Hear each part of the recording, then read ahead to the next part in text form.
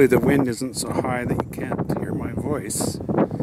Here's an update from the GNF apiary.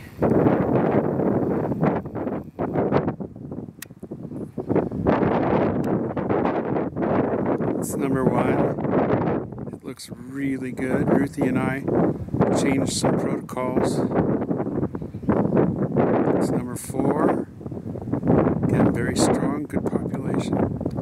It's about 50 degrees today and the sun is shining. Bees do love the sunshine. This is our side-by-side nuke.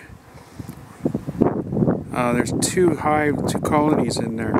They're side-by-side. They're about half the size of a normal colony. Both sides look really strong. So the protocols we changed is treating this parasitic mite called a Varroa mite. This is 82. It looks great as well. They're using the bottom entrance for the most part. Right down there. Good population in there though. So there's a parasitic mite. It's the bane of beekeepers, called a Varroa destructor, appropriately named. So we changed the timetable for treating them to earlier in the year. This is hive number 3.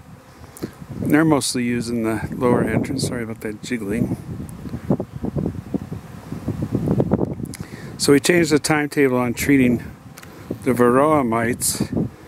We changed our wintering techniques to keep more moisture inside the hives rather than trying to dry them out during the winter. We live in a high desert, so if water gets too scarce inside the hive, the bees cannot use the sugar that we feed them with to get them through the winter. So we've been in here about 4 times each colony throughout the winter, checking their feed, and everything just looks super. So hopefully we'll have it this year. 7 strong queens right now. Great news.